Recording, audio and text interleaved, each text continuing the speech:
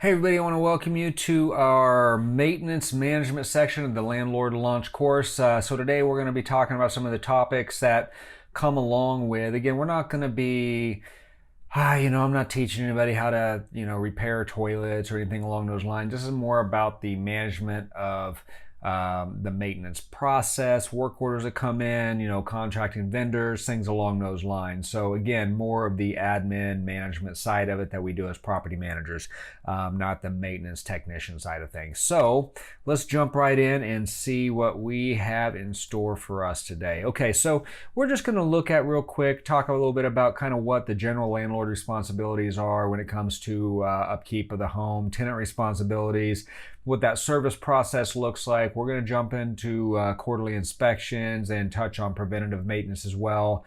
I have a few resources in terms of forms and tools that we can use to kind of help us along the way and keep track of some of that stuff and just make us a little more efficient. So here we go. Property management, landlord responsibilities. Again, landlord is responsible for maintaining the property. If a tenant damages the property, of course, we can hold them responsible for it. We can make those repairs and charge them for it. We can tell them that they have to have it repaired by a licensed contractor that we approve. This is all very important because the management of the maintenance process and controlling those expenses is going to affect our bottom line, our net income, our cash flow, and that is kind of the whole point. We have an investment property is make as much money as possible. So spending money unwisely and not keeping these things under control can really dent that effort and make it a lot tougher to be a landlord, just not as worth it as much if we're not making as much money. So property maintenance is just one of those things. It's going to be part of a landlord, being a landlord. Tenant damage is going to be part of being a landlord. Preventative maintenance is going to be part of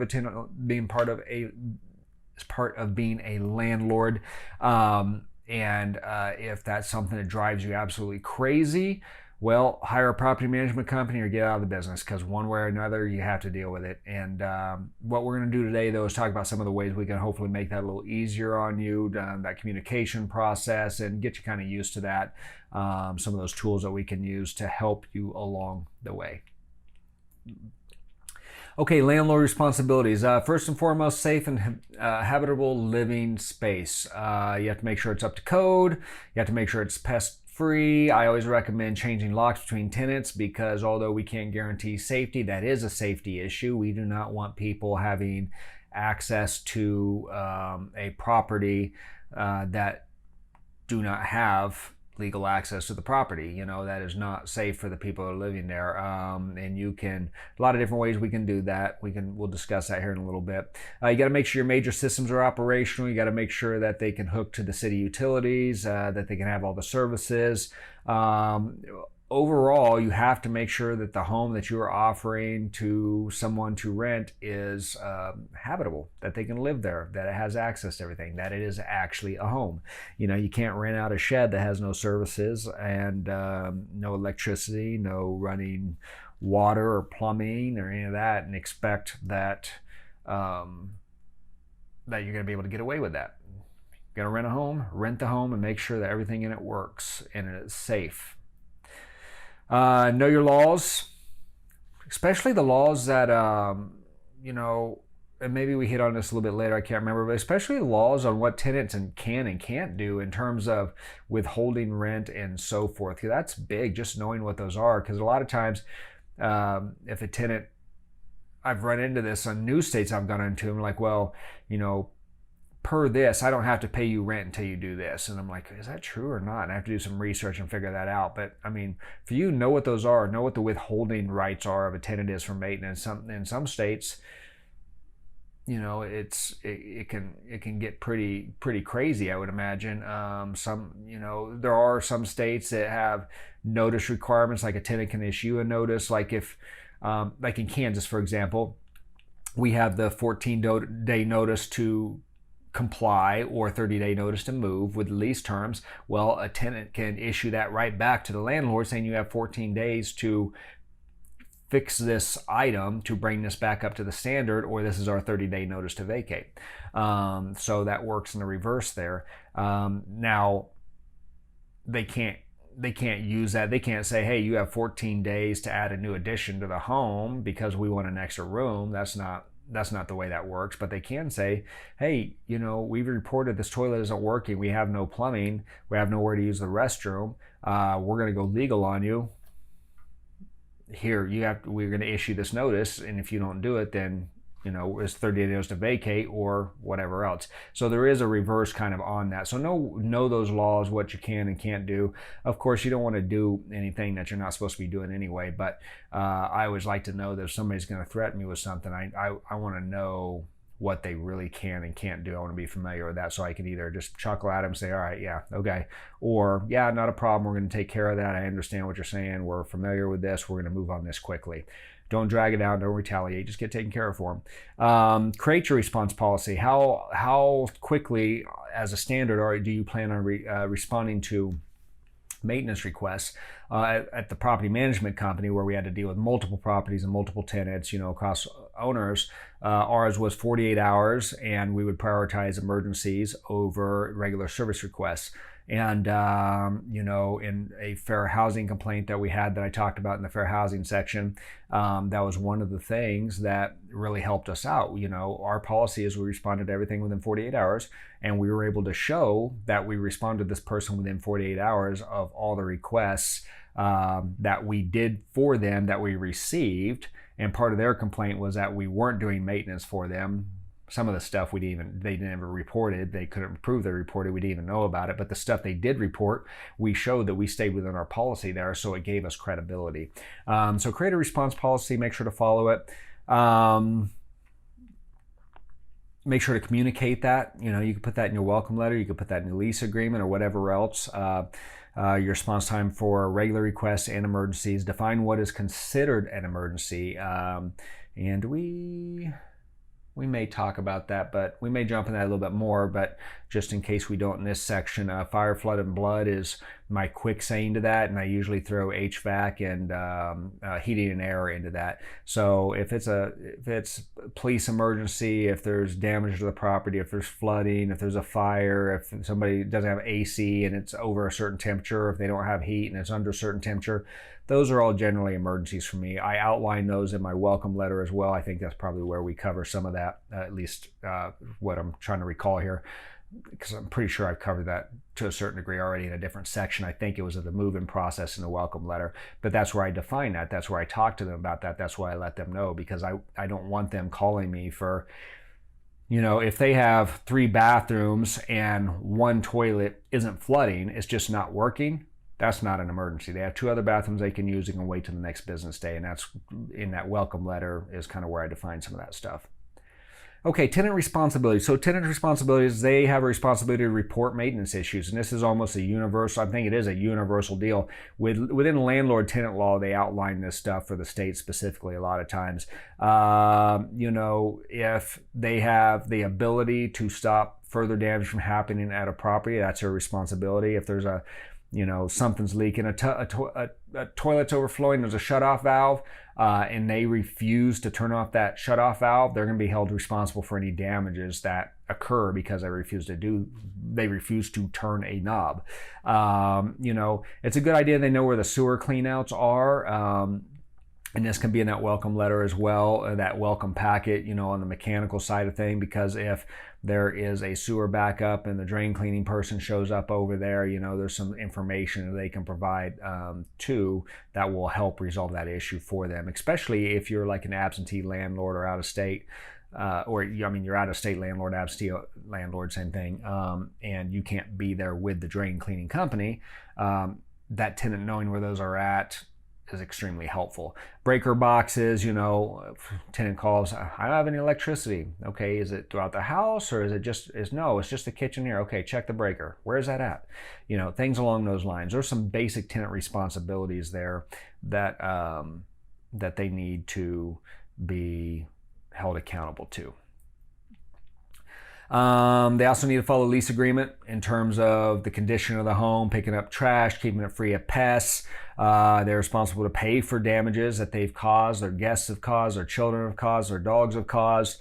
The picture here is a great example of stuff that I've seen more times than I would like to admit.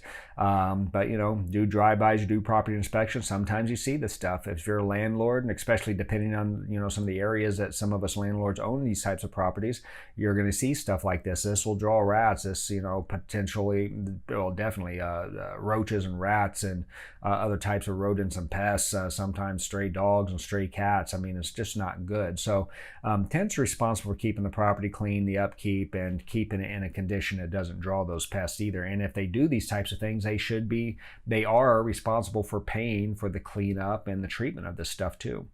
If not, if they don't pay for it, then it's a lease violation. You get them out of there and you go after them for the money they owe.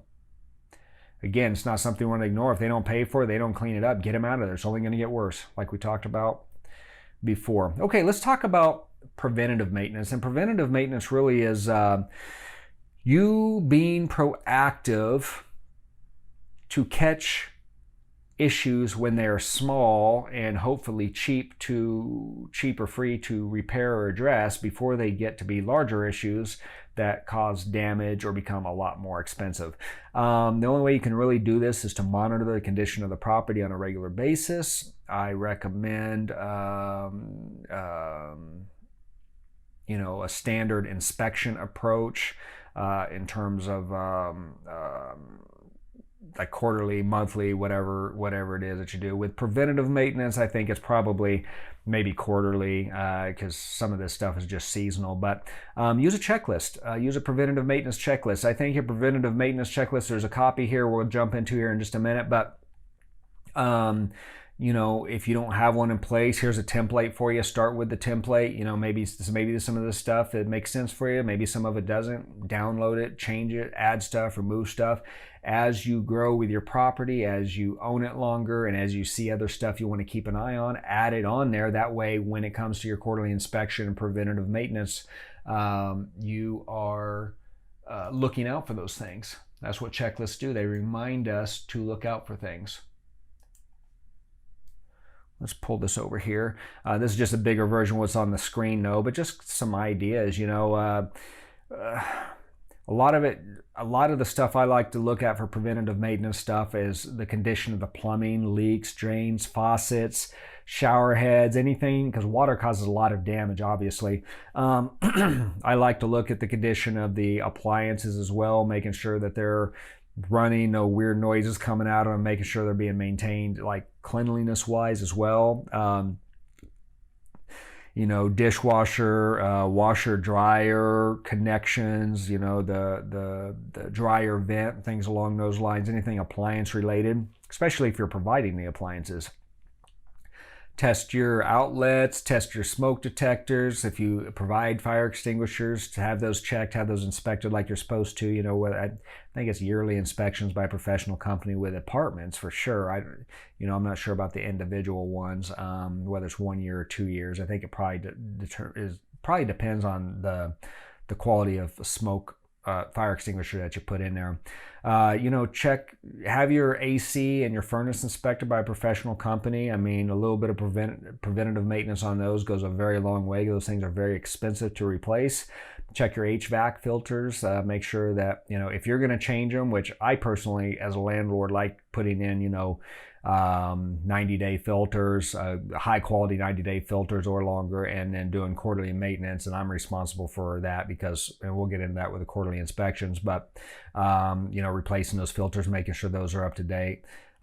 Checking those windows, looking to make sure those weep holes are open, everything's lubricated, working correctly, whatever your list is. Winterizing sprinklers is a good example of a potential seasonal one. Maybe cleaning out the gutters once a year, and maybe next to these you put how often you arrange it. Maybe these are all things you look for quarterly. Maybe this is an annual. Maybe this is an annual. Maybe you send a landscaping company, or you come in annually and trim back your trees and your shrubs if you know how to do that and what to do. They're oiling down your garage door rollers to make sure that stays operational. Because again, those things are expensive to replace, and a little bit of preventative maintenance will make those things last a lot longer for you, therefore controlling your expenses, therefore making you more money. Which, again, is the whole point of preventative maintenance. Ultimately, to make you more money. Okay, so quarterly maintenance inspections. I like quarterly maintenance inspections. Again, not just for preventative, but just one, so I can get into the home to see how the tenant is taking care of the property. And I personally set some things up to where I take care of certain things like the HVAC filters. Again, like I said, I'll put in a 90-day filter, a good quality 90-day filter in there, and then I take on the responsibility so the tenant doesn't have to worry about doing it, because if the tenant forgets, yeah, he may be in violation, but how much damage is it going to cause that HVAC system by not changing the filters regularly? This way, I get to ensure that my system is taken care of, and it gives me a reason to be in the home to look for anything else I want to be looking at, like sanitary conditions, pest control issues, general condition of the home, unauthorized occupants, pets, things along those lines. So quarterly maintenance allows us to check out our property on a regular basis in such a way that doesn't feel invasive. If you're just like, okay, it's time for me to come and inspect your home, I'm gonna be here this date, that tenant already is like, here we go again. But if they know you're going to be in quarterly or whatever else for these other reasons, it's a different spin. They're not so resistant to it. They know you're coming there to do certain things on the maintenance side, get those filters changed, things along those lines. Build this into the lease agreement. It's a requirement, however you want to do it. If you want to do it quarterly, if you want to do it monthly, if you want to do it, twice a year, whatever it is, build it in your lease agreement, put it in your welcome packet, let them know, hey, I'm going to be in here. This is the reason I'm going to be in here. I'm going to change those filters. I'm going to check your smoke alarms, make sure the battery's good, and do a general maintenance inspection, make sure there's nothing that needs repaired along the way. Maybe you throw in some of the preventative maintenance stuff too. Not a bad idea. Spend a couple hours there, knock it all out. But again, it exposes those lease violations, exposes those sanitary conditions, exposes those pest control issues, and just make sure that you know what's happening in your home.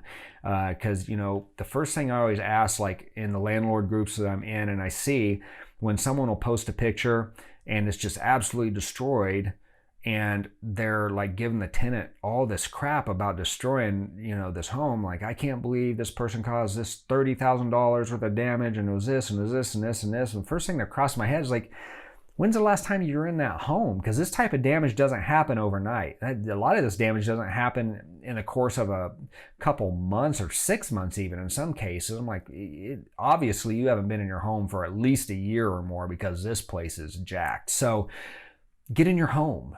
You can catch this stuff up front. Another reason I like this is because you can have them pay for it right then and there. You catch the maintenance. They destroy your blinds, within 3 months. You're like, hey, listen, I'm going to come in and replace these. You're going to pay for these. This is what it's going to cost you. This isn't an option. They pay their rent. You pay the oldest charge first. That gets paid. If they don't pay the damages, they're short on their rent. You give them the notice. You get them out of there. You let them know that this isn't acceptable. And then usually what happens is a lot of times, although I don't like tenants doing maintenance, and I won't approve tenants doing maintenance unless it's to a licensed contractor, but a lot of times what will happen is if their dog or their kids or whatever happens destroys that blind, before you get in there for the next quarterly, they're taking care of that stuff because it's cheaper for them to do it, go out and get it and install it themselves and make sure it's taken care of, than it is to have you send your contractor over or you to do it and bill them or whatever. So it becomes a deterrent as well. And this is much better because, think about this. Would you rather have this stuff caught quarterly and then paid up and everything else? Or do you want to build up over the course of the year? And even if there is enough left over in the security deposit, now that thing's going to be vacant an extra 2 or 3 days because you have all this extra maintenance to do, and it lengthens the time that you can't have that thing on the market. And then even if you're trying to pre-lease, now your home's got a year's worth of damages in there that could have been repaired and charged back to this tenant. And if they're not going to, if they continue to not take care of the place, and if they don't pay for this stuff, and if they don't do what they're supposed to do, it gives you the opportunity to get them out before they do cause more damage, which, trust me, in the long run is better. You're going to be far better off for. So quarterly inspection, I like to use a quarterly inspection report. It's the same thing as preventative maintenance. You can actually even use a preventative maintenance items and build it in this quarterly inspection report. It's just two different resources doing a lot of the same things. But this again reminds me what I want to look at when I'm over there. We talked about a lot of the things that are listed on here. Monitor the condition of the property, perform the inspections, use that preventative maintenance checklist as your items. Let's just pull a larger copy of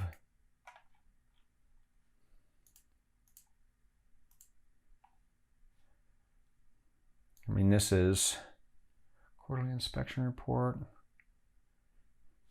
Well, the screenshot says quarterly inspection report. This says preventative maintenance checklist. I probably just didn't change it when I was rebuilding it out. But these are some of the items on the quarterly inspection report that you can look at here. So when did you do the inspection? What property is it for, especially if you own multiple properties? Then just go down your list. Did you change the filters? Yes. One of the things I like to do on the filters as well is date them. And just so I know when they actually went in there. Now, if I'm doing that myself, that's one thing. If I'm having somebody else do it, I make that a requirement as well. That way, if I ever go in and check, I could tell real quick if they didn't change them the last time because the date isn't on there. So I always like to put the date, that just write it in Sharpie right on the filter as I put it in. Checking the smoke alarms, have some extra batteries in there, have them able to replace. Checking for any signs of unauthorized pets, unauthorized occupants, damages to blinds, to screens, to sanitary conditions. And a lot of times I'm just looking at this stuff as I go through. I'm not like going through and looking at every blind, but I'm going in to check the filters. And as I'm doing it, I'm kind of looking at the blinds, I'm looking at the doors, and I'm looking for obvious signs of damage. I'm not doing a thorough inspection of stuff, checking that every little thing works, because what I'm looking for are signs of damage more than anything, and how are they treating the home. And you can usually see it pretty quick. You're not gonna really miss anything by not opening and shutting every single blind in the house. If they're damaged, you're gonna be able to see it really quick. I do like looking like under faucets, opening up the cabinets, checking for any leaks under there, or looking for signs of leaks under there, because again, that can ruin your cabinets, it can ruin floors, water can cause a lot of damage. Taking a look at how the shower, the grout and everything is kind of holding up. Let me pull this back over. How the grout's holding up, because again, if the grout and the silicone and tubs and behind the backsplash is starting to wear down, water can get back into the wall, cause mold, cause other damage, things along those lines. I don't inspect the roof every time or clean the gutters every time, but maybe that's an annual activity. If there's holes in the wall or whatever else, fixing those and making those guys responsible for it, or at least monitoring like any settlement cracks, patches, things along those lines, just to make sure nothing more serious is happening. Flush water. Again, the list can vary based on what you mean. You guys may have a lot of things on here that aren't on here that are great things to be looking at. Again, this is more of a sample, a place, something for you to start with and to build as you grow. And if you have a better one, send it our way. I'd be more than happy to take that and include some of that stuff on here for future versions of this course and future versions of this form. Heck, it's likely that for some of you, the forms that you pull up on here are going to be different than exactly what you're seeing here, because other people have made some great recommendations, and we are continuing to grow our Landlord Vault library. And you may see different versions of the same form as well. So that's my quarterly inspection report, though, as of right now. I'm not sure you can see this bar up here, but I'm going to pull it out of the way anyway. Okay.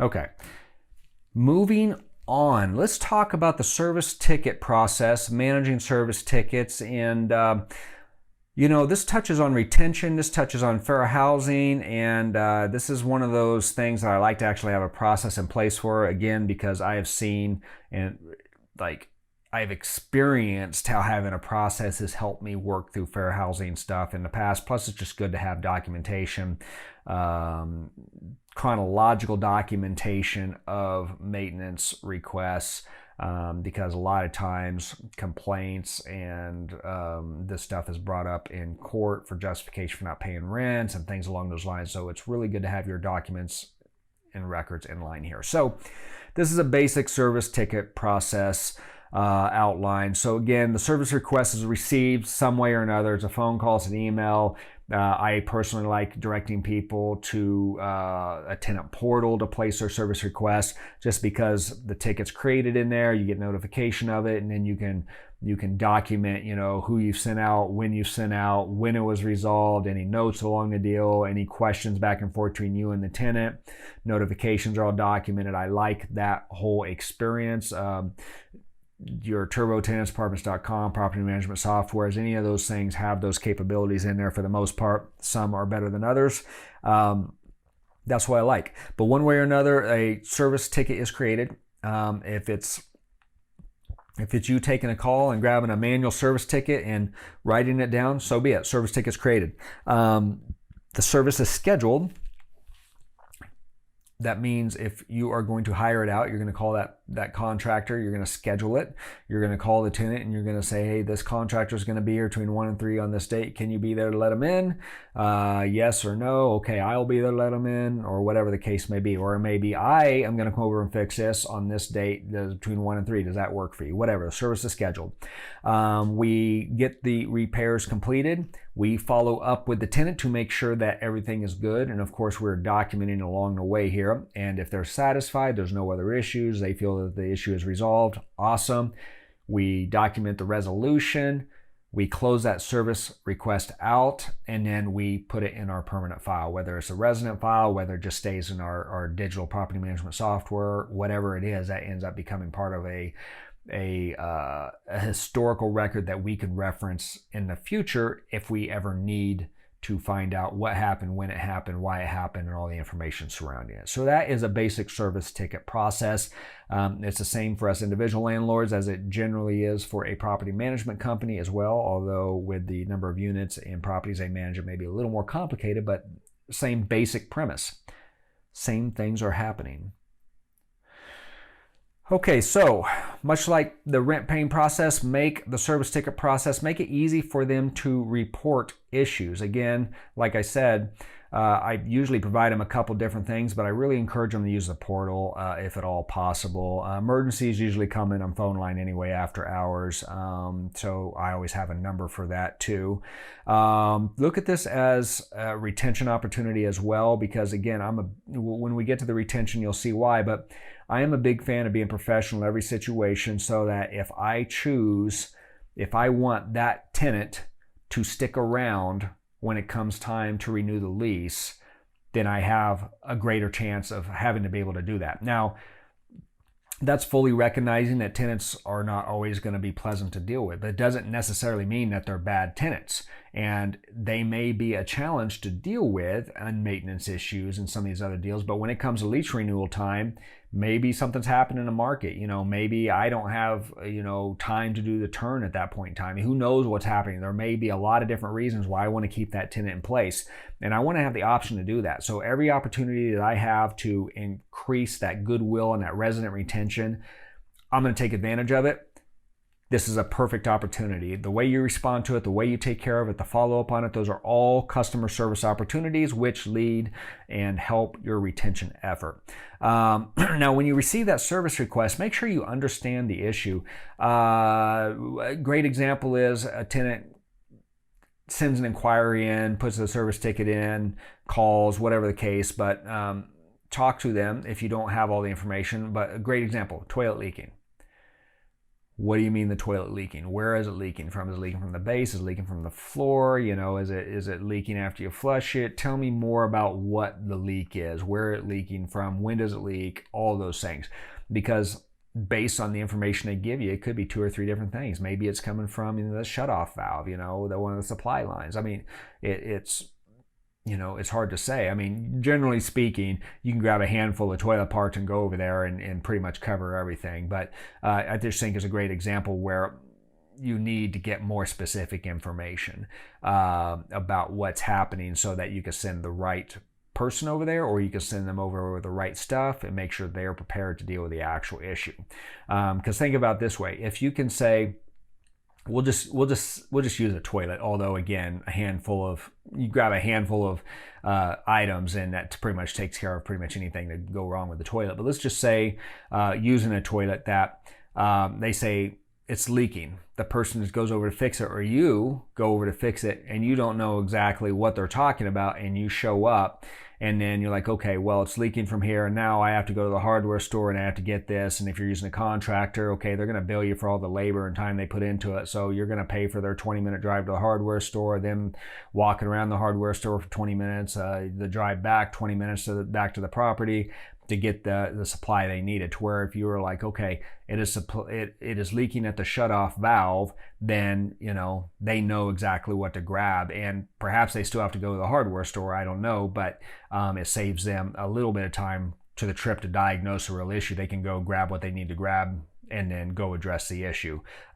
So it's important to know exactly what's going on. Plus, on that, if they say the toilet's leaking, you're like, well, define leaking. Like, well, it's just pouring water everywhere. Have you shut off the shutoff valve? No, I haven't. How do I do that? Okay, go find the knob and turn it to the right or whatever. And so I mean, there could be some opportunities there to prevent further damage as well. So ask questions. Make sure you understand the issue. I have no electricity. What do you mean I have no electricity? Is it everywhere, or is it one room? Have you checked the breakers? No, I haven't checked the breakers. Go flip the breaker. Did that work? Yep. Okay, great. Let me know if it happens again. I mean, it makes a difference. I'll save you a service call. Okay, so the creation of the service ticket, again, like I said, I like the online portals for all the reasons I mentioned. You got your tenant updates, you have that one place they can go to check on the resolution. You can record the resolution there. It becomes a good historical record. You can do an online submission or email submission as well, to where it's not necessarily an online work order that communicates back and forth like that, but you're getting that submission online. Maybe it's a pre-built form, I don't know. You can use a manual work order as well. Let's just take a look at one of those while we're talking about that. This would be a good example of a service request form. So let's just say a call comes in, email comes in. You mark the date that you received it, the name of the tenant, address, contact number, email address, what the issue is. If you need more information, call them. I would call them anyway, just to let them know, hey, I received this request via email. Let me ask you a few more questions, make sure I understand. Okay, may we enter? Are there any pets that are going to be loose? Any animals that are going to be loose in the home? If they say yes, they're not supposed to. I've had that happen. Like, yeah, we have 2 dogs over there. Well, okay, I don't deal with it right then and there, but I'll come back and be like, well, hey, you're not supposed to have animals over there, but you told me you had 2 animals at the home that we had to watch out for, that you had to put up before a contractor can come over. Tell me about that.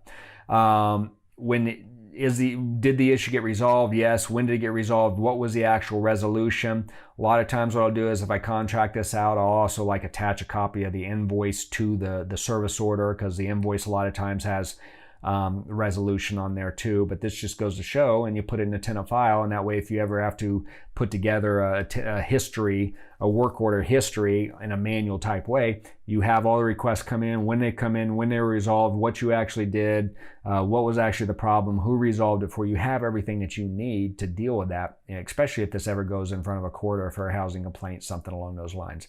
So there's a copy of this in the Forms Vault. Again, if you want to add stuff, change it, feel free. It's a tool for you to utilize and make your own, but just keep some sort of documentation. So kind of the next couple things that happen here is really that whole contracting and the maintenance. So, scheduling that service, the repair side of that, and the tenant follow-up. So on the contract and the maintenance, kind of know who's going to be responsible for, especially if you have a contractor that you don't work with very often. Let's just say it's a random plumber you called. 10 to 1, you're going to want to coordinate with the tenant. You're going to talk back and forth with them. But if it's your guy that you use for everything and you have a relationship with that person and you know that person takes care of business, well, that's fine. We have contractors that coordinate directly with the tenant. That's not a big deal. But I have a relationship with those contractors as well, and they value my business and I value their services. So there's a relationship there. One, make sure they're licensed and insured. Don't use people who are not. I mean, you send an unlicensed plumber over there and they jack something up big time and they don't have the right insurances in place, and you haven't verified them, and then you're on the hook for all this stuff. They cause damage to the tenant's property, and they're not a licensed contractor who has insurance. Guess who's paying for that tenant's property? Probably you. Even if they have renter's insurance, if you send somebody over that's not licensed and they do something that jacks up their property, you're going to be on the hook for that. When it's done, follow up with the tenant. Hey, wanted to make sure that ABC drain cleaning got over there, or your drain cleaning, did they leave it clean? Did everything good? Any complaints? No, we're very happy with them. Great, thank you. Let me know if anything else pops up. We'll get it taken care of for you ASAP. Document the call on your manual work order or in the deal. Talk to such and such on this date. And then that way, if they ever say, well, this landlord's horrible, they never repaired these things. Okay, not only did we repair them, I had a conversation with you where you indicated you were satisfied with the repairs and you never returned our call saying that there was another issue after this, and if it would have continued to drain, it would have caused more damages. So how is it that we didn't communicate with you, or how is it that what you're saying is factual? Again, documentation. You never know when those situations will go bad. It's always good to have that documentation if you need it, and if you don't need it, even better. Inspect the repairs, especially the larger stuff. You absolutely want to put your eyes on it before you pay out. So you have to have a deck repaired, and they're going to replace all the boards or all the handrails and the stairs or whatever before you pay out. Well, once again, licensed, insured, get multiple bids, make sure you're getting a good price from reputable people, maybe check the reviews, follow up with the tenant, see how they treated them, how their workmanship was, how they respected the area, is everything clean? Go look at it yourself. Is it good? Is it solid? Before you ever pay out what that is. Take that, copy of the invoice, their service stuff, attach it to your work order, and you have a full set of documentation if you ever happen to need it. DIY maintenance, do-it-yourself maintenance. Okay, there's nothing wrong with it, especially if you're handy. A lot of sweat equity landlords out there really respect that. I'm not super handy myself. So here's what you do. You treat yourself like a contractor. Set an appointment. Be on time. You expect a contractor to be on time for your tenant, and if you want to set a window, that's fine too. I'll be there between 1 and 3. Be there between 1 and 3. Communicate with your tenant. I would still use a service ticket, even if it's a manual service ticket, just everything that you do on there so that you can document. If you want to, treat yourself like a handyman. Treat yourself, you don't have to be incorporated or LLC in a lot of cases. Sometimes there's licensing if you do certain things for maintenance, but just a general handyman generally is no licensing. Treat yourself as a contractor, a handyman. Create your own invoices. This actually comes in handy in some cases, especially with turnover maintenance, where you want to bill some of the stuff back, but you want to do the work yourself as well. If you can show that you do this on a regular basis and it wasn't just for this one turnover, that's helpful. Follow up with the tenant. Same way. Hey, I got over there. Maybe they're there, but maybe follow up with them a day or two later. Hey, I just wanted to follow back up, make sure that the toilet's still working for you. No more leaks, no more issues. You're good to go. Yep, everything's great. Thank you so much for, acting quick on that, whatever the case. Document it and move on. And then take a copy of your own invoice, put it with the work order, the resolution, and you have a full set of documentation there. Again, if you ever need it, perfect. So, doing your own maintenance is perfect, but treat yourself like a contractor. Get as close to the situation, recreating that situation as if a contractor did it. And then, you can expense your labor. You can get paid for the labor you put into it.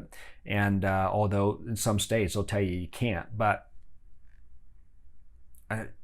be quite honest with you, I do it anyway. And if a judge were to ever say, well, you can't do that, you can't charge that, okay, fine, I'll refund, fine, I won't count that, I won't charge that, whatever. But in the meantime, my rental property's paying me for my time on my handyman service. Why wouldn't it be? Again, I'm not a tax person, so if that's not deductible and your tax person saying don't do that or whatever, I'm not advocating for you to do something illegal, but that's how I'd approach it. And then if somebody said you can't do that, fine, I can't do it. Just giving you some ideas on how you can kind of approach that. Close that service ticket out just like anything else. Get your resolution on there, because again, what we're really trying to do is establish when it was requested, what are the details, when was it closed, and what did we do to resolve that issue. And again, attaching a copy of the vendor invoices, any written tenant feedback, whether it be via email or any communication via that portal, because all this stuff can be done electronically on the portal as well. And then holding on to all of that stuff to make sure that there is a verifiable record of that stuff happening. And more than anything, showing a track record. Hey, I get my stuff done in 48 hours. Here's the last 10 invoices I've done. Or the last 10 tickets that we've done. Here's the dates, here's what we've done. We've talked to them every single time. We're very open with them. We communicate with them. I'm not sure where the disconnect is on this one. I don't know why the complaint, but we have a track record of this. I don't ignore the maintenance on my property. I don't ignore my tenant. That's what we're trying to establish here, and that's what that does. What that does, what I love about documentation is it removes the he said, she said component. Because a tenant, 9 times out of 10, they're not documenting like that.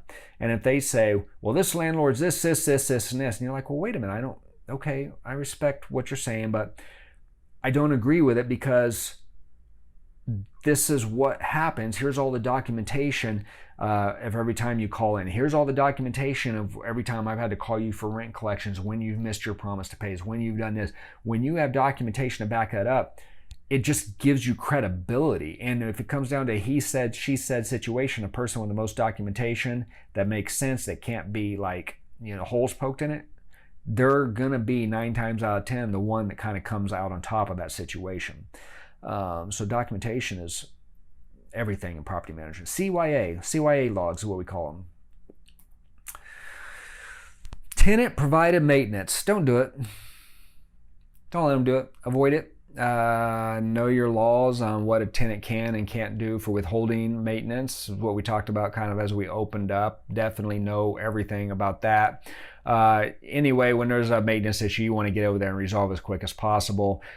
So there really should never be an issue where a tenant should threaten to withhold usually when that comes up is because they don't have rent and they're like, well, you haven't fixed this, and this. Well, you haven't reported it. But if you're going to report it now, I'll be over there within 48 hours and I'll get that taken care of. So now that we got that out of the way, let's talk about your rent. That's usually when I hear the whole withholding maintenance, is when they don't have the rent to do. Eliminate that issue. Again, if you have a track record of knocking out in 48 hours and you have all that other stuff, once again, well, every time you've reported something, I'm there. We're very good about the communication there. So now that you reported this, I'm going to take care of that. Let's talk about the real issue that we need to talk about, which is, when are you going to pay your rent? Again, it helps you manage the situation. If for whatever reasons there is a tenant provided maintenance situation, or if there's a situation where the tenant says, hey, listen, I jacked this up. Something happened. I caused damage to your property. I want to pay for this. I've gone out and I've found these 3 bids. Here are the contractors.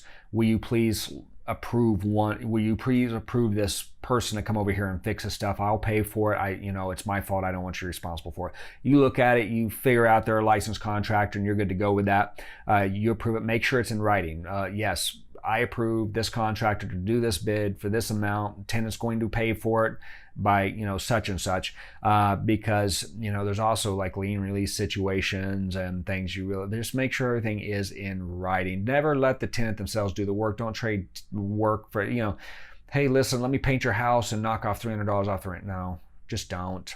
1 out of 20 may actually be able to do it right anyway, and everybody thinks they can do this stuff, but 9 times out of 10 they just don't know how to, and they're going to make the situation worse for you. Just don't do it. And then before, if you're going to issue rent credits or you're going to sign off on something, just make sure that you've personally inspected it, making sure the work is good from the licensed contractor that is complete and all that other stuff, especially when if they're asking for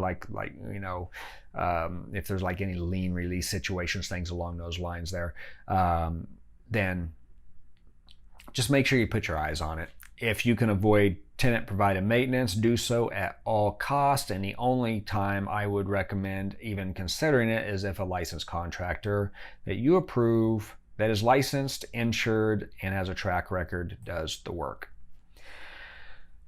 Okay, so hey, great timing. We're right about that 45-minute mark. So let's go on and talk about, we got a lot of information here in the maintenance management. Seemingly, I mean, you think about the service ticket process in my mind, I'm like, okay, well, it's not gonna be that long of a section, but we still got a lot of information that we went over. So we talked about the landlord tenant responsibilities. We talked about that service ticket process, and kind of what that looks like, and the documentation components of that. We talked about preventative maintenance and kind of using the quarterly inspections as a method to execute that preventative maintenance and get in there and take a look at the home, making sure that the upkeep's happening, make sure there's no unauthorized things happening there, no damages, and then being able to charge back those damages sooner as opposed to being stuck at the end of the lease where the house is destroyed. So all good stuff, all very valuable information to consider building into your processes and the way that you do business. Not a lot of resources on this one. There's far more resources in the forms vault, but for this particular scenario, the forms that we reviewed are going to be linked here within this section for quick access. And that's going to be our maintenance service request form we looked at. You'll be able to download and change and use that immediately, usually any way you want. Same with the quarterly inspection form, the preventative maintenance checklist. But really, to me, I almost take that checklist and just take the stuff off there that makes sense for me to do during the quarterly inspection. And then there's a preventative maintenance schedule here. I'll drag this over real quick. We really didn't look at this, but it's just another version of the quarterly inspection. I'm sorry about that. Let's pull this way. This is just another way. It's an editable form. I think it's an Excel, but again, it's just, what is the item that you're doing? If it's like mechanical, what is this location? When do you want to do it? Is it every January, April? I mean, it's just a different way to look at things. And maybe you use this as more of a mechanical kind of inspection list, like the furnace or the HVAC or the water softening system or whatever it is. Maybe this is a mechanical checklist, but it's just, again, another resource for you to grab. And if you're like, oh, I know how I could use that and that would help me if I did this, that's what this is for. It's just another resource. We have right now 350, 400 forms. You're not going to use all of those resources in that forms vault. It is there for you to take a look at, and if you see something that will help you with your business, to grab and work with it and incorporate it and use it. This will help you, awesome. If it doesn't, forget about it. Just leave it. It doesn't matter. But we didn't really cover it, so I figured at the very least show you what that looks like. Preventative maintenance schedule. Okay, is there anything else here? I think that, yeah, that wraps us up for this section. So that's great, great timing. We'll keep this to one session here. Next section that we will be looking at is most likely going to be the resident retention, which is a lot of kind of how we document, the way we talk to people or talk to our tenants, the way we treat our tenants, our professionalism, all that stuff is all leading up to the retention. And if you think about how this course is laid out, it's kind of laid out at the beginning of the property management cycle, kind of the fair housing and foundations. Then we'll market the property, we lease the property, we move them in, we collect the rent. If they don't pay, we evict them. We manage the maintenance, we deal with any lease violations. Then come, closer to that time, it comes for lease renewal, we'll get into the retention and we want to renew that lease. If they don't renew that lease, we're going to go to the move out process and then turn the unit over and then we're going to start it over again. So that's kind of why this course is laid out like this. So the next step in this is the resident retention, looking at that, some of the components and some of the stuff we've already put in place and how to kind of incorporate that and keeping our tenant in longer, because keeping a tenant in is far cheaper than a turnover in almost all cases. So if you haven't watched that yet, that is the next step in this course. Make sure to join us for our weekly questions and answers session. Again, like I always say, even if you don't have your own questions you want to ask, jump in, listen to what other people are asking. Who knows what you'll learn in that. Again, if you have any questions, you always have the ability to hit us up in the members community. Make sure to stay on top of any of the on-demand videos that pop up. Have the workshops and stuff that kind of fall outside the purview of the course. On very kind of time specific issues that are happening out there. We really drill in on certain things that maybe we don't get into as deep on this 101 type course here. And then that's it. Let's wrap it up for this session. We will see you next time. Thank you once again for joining us. I hope that this has been helpful for you, and I hope you got some good resources out this. So yeah, we will see you next time.